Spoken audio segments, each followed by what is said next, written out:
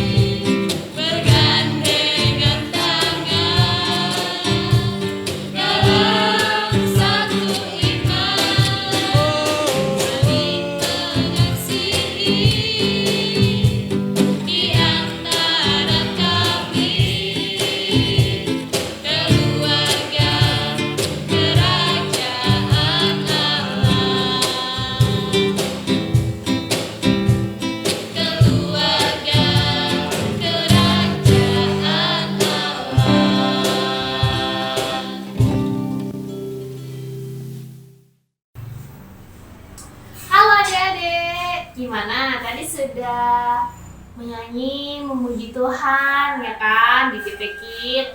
Nah, Kak Christine ini sedang baca Alkitab, bacaan kita hari ini. Nah, adik-adik siapin juga ya. Dari Yohanes pasalnya yang ke-12, ayat 20 sampai 33. Tapi Kak Christine bacain ayat masnya aja ya. Adik-adik juga baca ya. Oke, semuanya siap.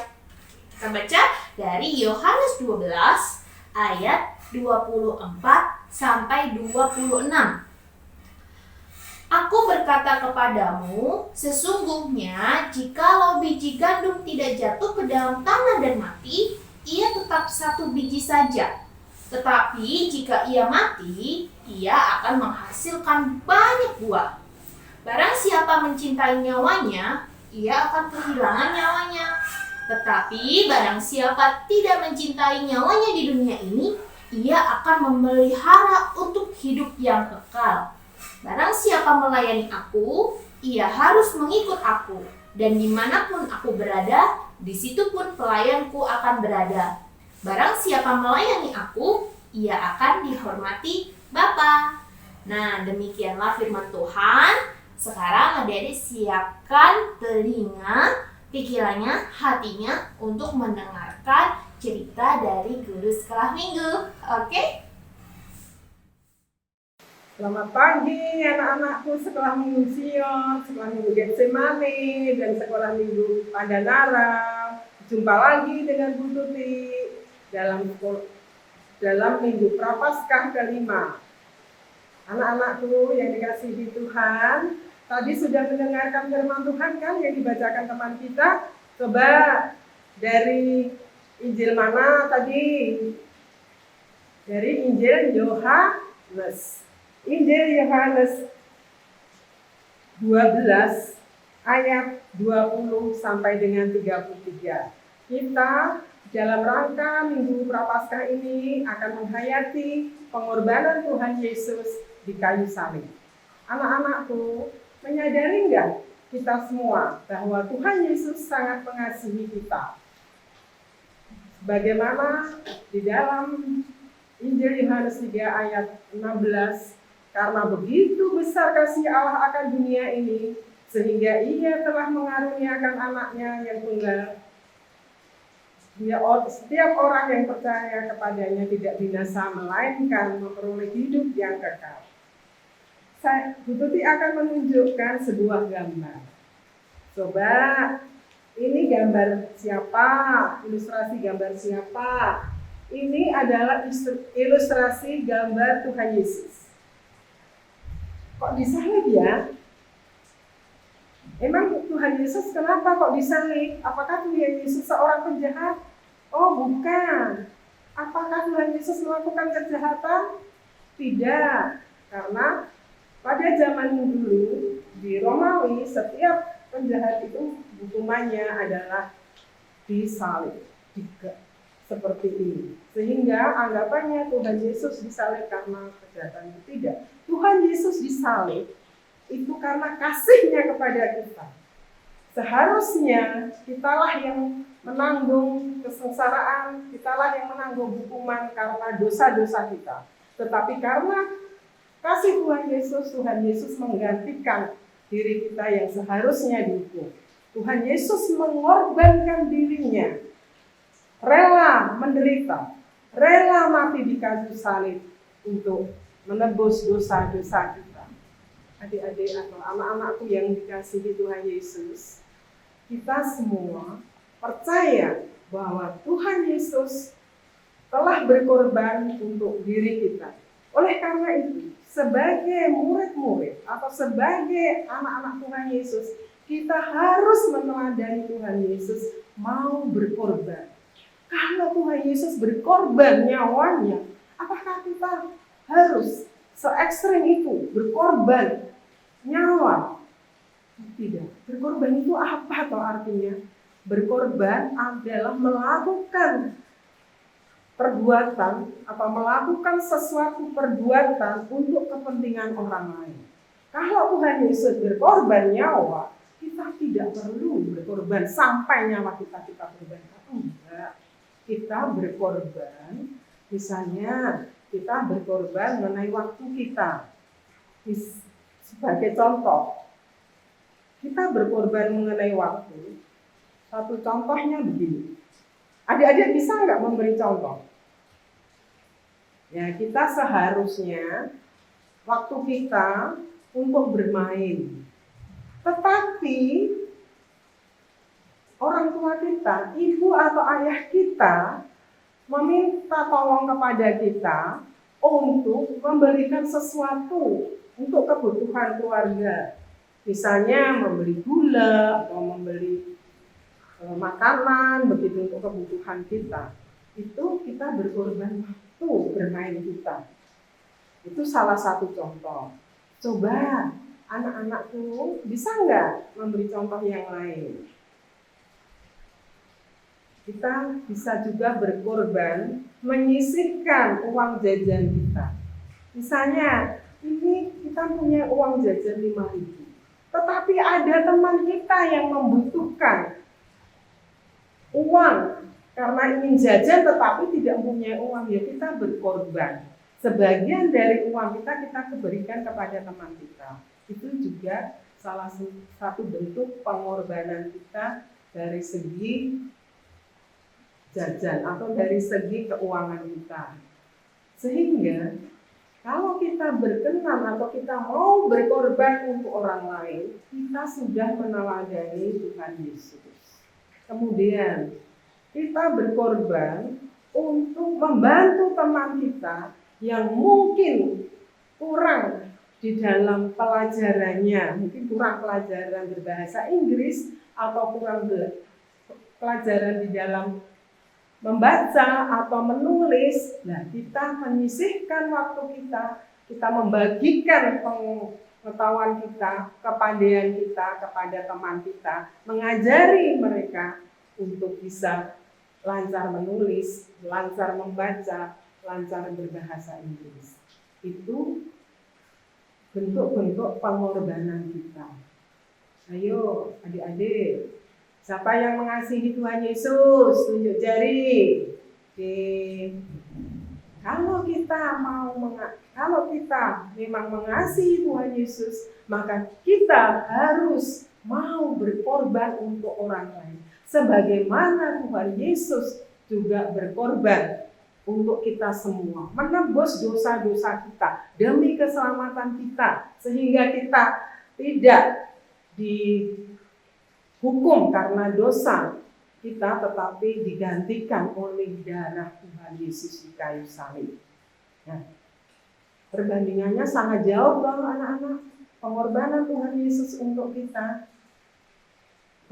Tuhan Yesus berkorban untuk kita demi keselamatan kita,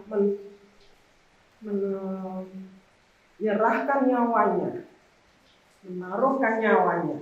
Tapi kita demi meneladani apa yang telah dilakukan Tuhan Yesus, kita tidak perlu sampai mengorbankan nyawa kita, tetapi perbuatan-perbuatan kita, kasih kita, apa yang kita miliki, kita bisa berkorban untuk orang lain. Misalnya ada contoh lagi, tapi apakah adik-adik ada yang punya contoh lain? Misalnya kakak beradik, kakaknya nih punya mainan asik ini, bermain asik sekali dengan permainannya. Tetapi tiba-tiba adiknya datang, adiknya minta permainan kakaknya. Sebenarnya kakaknya masih asik dengan permainannya itu, tetapi kakaknya harus mau berkorban untuk adiknya, memberikan mainan itu kepada adiknya sehingga adiknya tidak nangis lagi. Begitu anak-anakku yang dikasihi dan mengasihi Tuhan Yesus, adik-adikku semua yang percaya dan mengasihi Tuhan Yesus, kita sudah mendapatkan kasih Tuhan Yesus dengan kita ditebus dosa-dosa kita. Kita pun juga harus rela berkorban untuk orang lain. Demikian anak-anakku, selamat menyambut Paskah. Tuhan Yesus memberkati kita. Oke teman-teman, semuanya siap untuk pengakuan iman rasuli ya? Oke, berdiri, sikap siap. Oke, siap ya? 1, 2, 3. Pengakuan iman rasuli. Aku percaya kepada Allah Bapa yang Maha Kuasa, Khalik langit dan bumi, dan kepada Yesus Kristus anaknya yang tunggal Tuhan kita, yang dikandung daripada Roh Kudus, lahir dari anak darah Maria, yang menderita di bawah pemerintahan Pontius Pilatus, disalibkan, mati dan dikuburkan, turun ke dalam kerajaan maut. Pada hari yang ketiga, bangkit pula dari antara orang mati, naik ke surga, duduk di sebelah kanan Allah Bapa yang Maha Kuasa, dan akan datang dari sana untuk menghakimi orang yang hidup dan mati. Aku percaya kepada Roh Kudus, gereja yang kudus dan am, persekutuan orang kudus, pengampunan dosa, kebangkitan daging dan hidup yang kekal. Amin.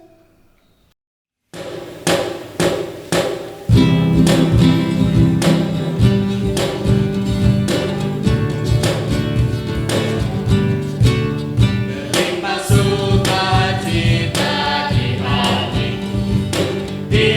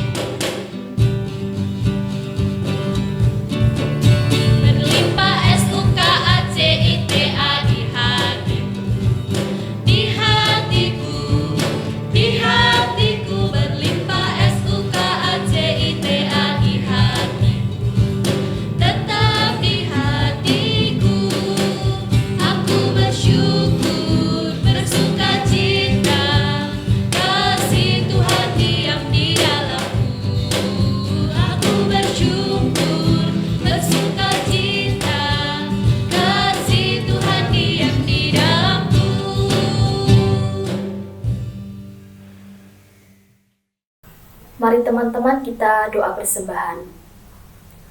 Tuhan, terima kasih atas berkat dan penyertaan yang tak henti-hentinya Kau curahkan kepada kami. Kami telah memberikan persembahan, kiranya Engkau memberkati persembahan yang kami berikan kepadamu. Curahkanlah berkat dan kasih-Mu kepada kami semua, agar kami dapat merasakan berkat dan kasih-Mu setiap hari. Kiranya persembahan yang kami berikan juga dapat memuliakan nama-Mu dan memperluas kerajaan-Mu. Di dalam kami berdoa, terselip dosa dan kesalahan, kami mohon ampun. Di dalam nama Tuhan Yesus, kami berdoa dan mengucap syukur. Haleluya, amin. Sudah siapkan uang persembahan kalian? Ya, jangan lupa uang persembahan kalian masukkan ke amplop lalu kasihkan ke orang tua biar diantarkan ke gereja. Ya, yuk mari kita menutup ibadah hari ini. Tuhan, terima kasih Tuhan, Kau telah melindungi kami Tuhan dari awal sampai akhir. Terima kasih berkat dan kuasa yang Kau berikan hari ini. Tuhan, kami mau melanjutkan kegiatan kami masing-masing. Berkati Tuhan, terima kasih Tuhan berkat dan kuasa yang Kau berikan. Haleluya, amin. Ya, ibadah hari ini sudah selesai. Bisa kita kembali lagi di DP Klik Weekly.